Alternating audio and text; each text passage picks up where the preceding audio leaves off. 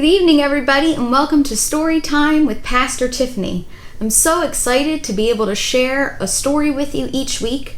Tonight, our story is called Fiddler, and it's by Stephen Cosgrove.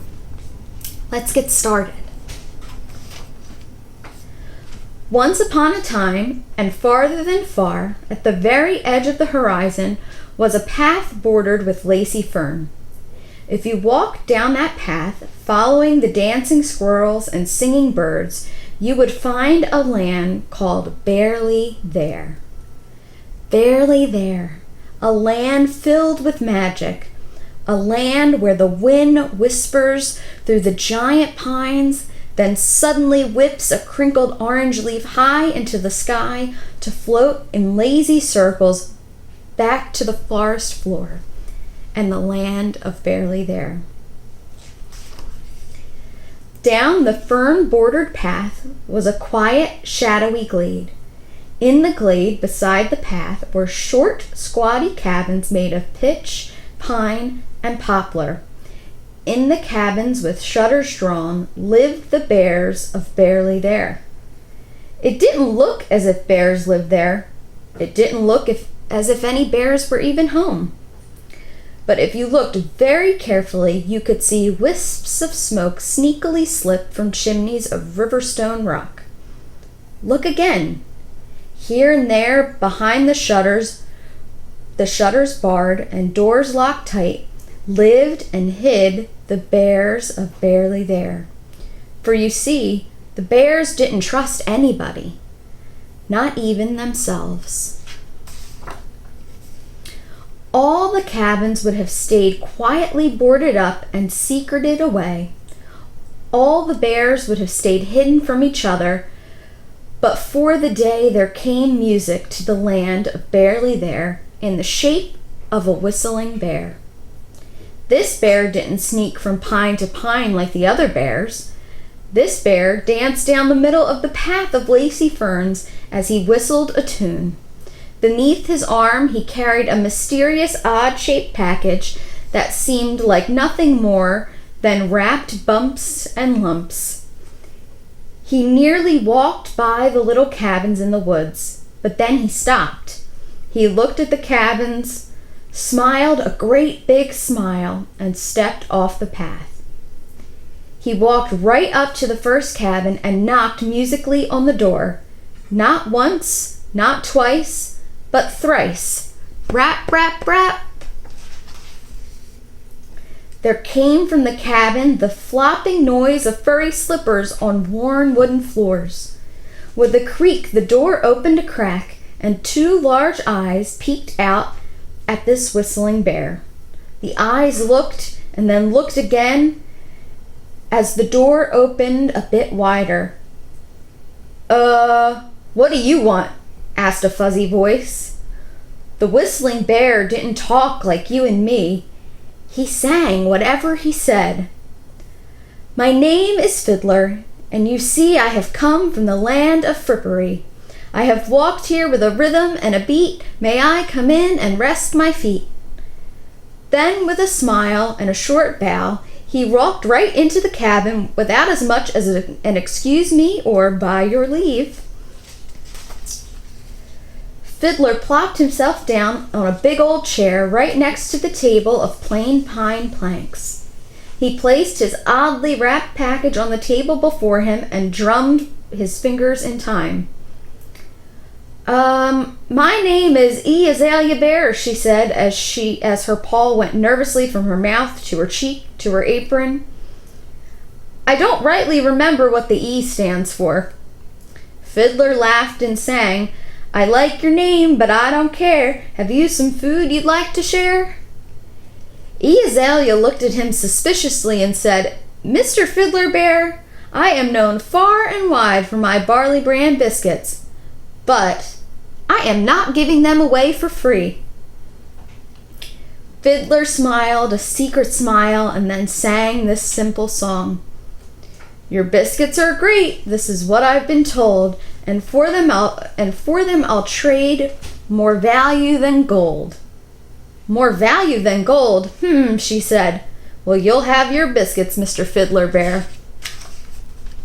She ground up some barley and bran into coarse flour. She mixed, whisked, and whipped that flour into a batter that was better than any other.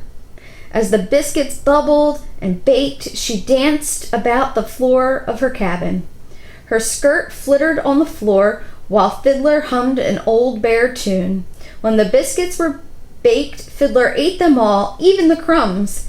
He leaned back in his chair and sang, "Those biscuits were fine, they tasted great, but something's missing in what I just ate." Azalea paced about, muttering and mumbling, I know, bumbleberries are what's missing. That miserly old Francis T. Bear from next door won't give me any bumbleberries to make my biscuits better. I just don't trust that old geezer. If I asked for bumbleberries, he'd want biscuits." Well, Fiddler sang with a smile. "Then I'll slip next door and talk to Francis for a while." With Azalea peeking through her shutters, Fiddler danced next door carrying his odd-shaped package. Like no one before, he pounded on the door of Francis T. Bear's house. After much creaking and cracking, the door finally opened, and there stood a very confused bear, dressed only in red long underwear. May I help you?" he asked. "Fiddler is my name, and you see I come from the land of frippery. Hungry I am, hungry I'm very. May I have some of your bumbleberries?"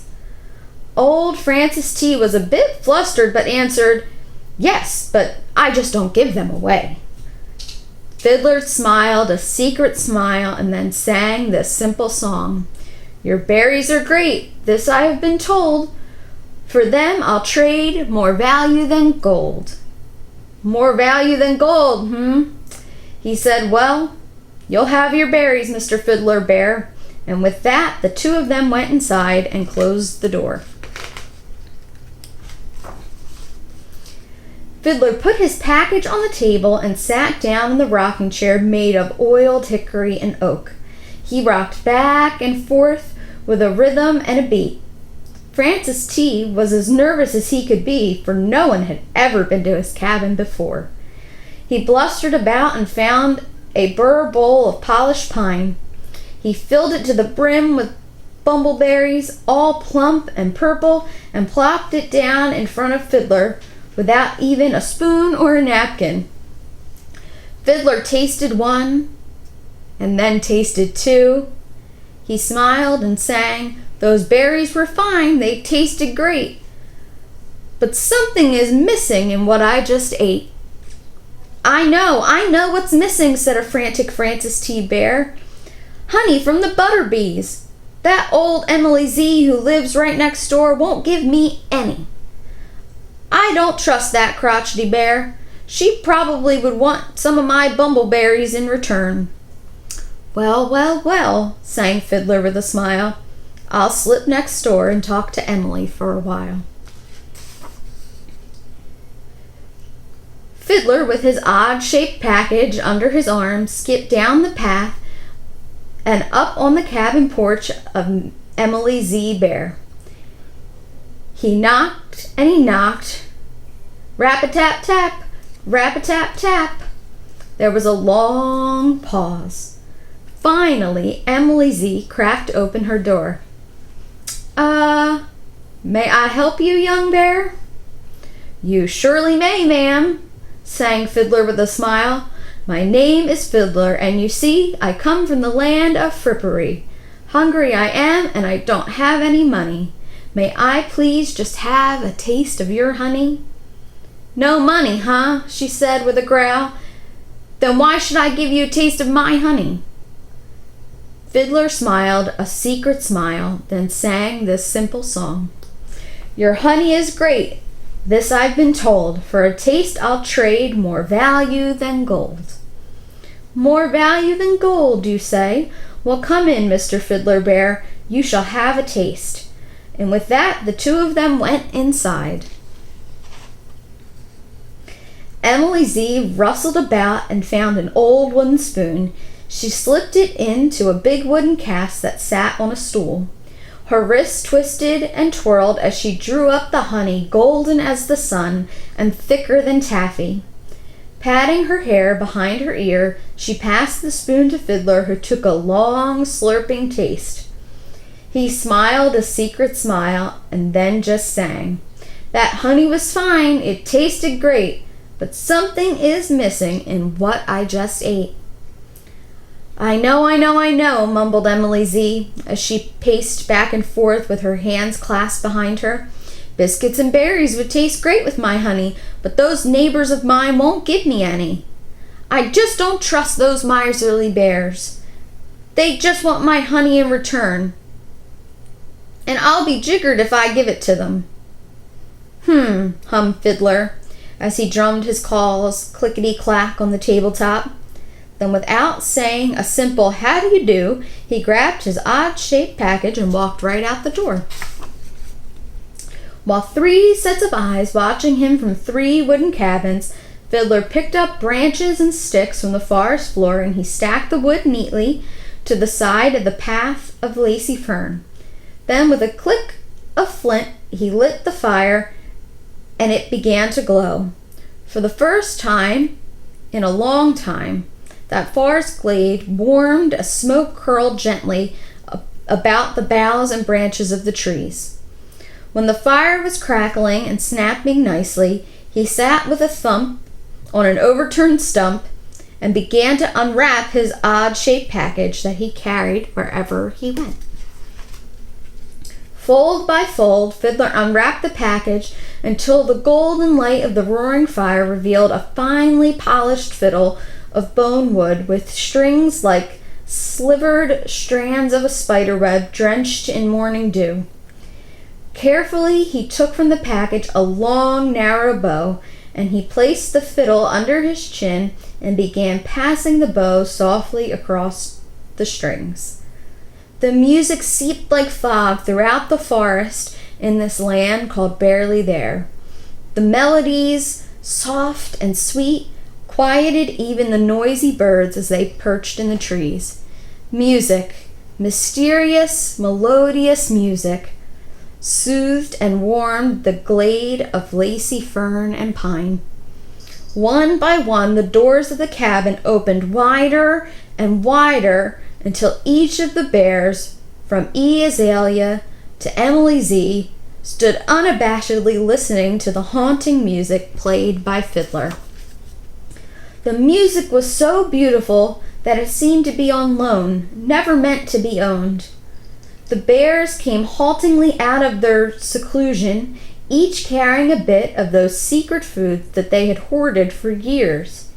E. Azalea with her barley bran biscuits, Francis T. with his purple bumbleberries, and Emily Z. with a crock full of butterbee honey. As the music danced upon the flames of the fire, the bears offered their gifts to Fiddler, who stopped his fiddle playing and softly sang, "The payment I give, the payment I owed, is, as I said, more valued than gold. It's not the music I give, but the gift of sharing is the way to live. Now share all of your biscuits, berries, and honey. You'll find sharing love is better than money."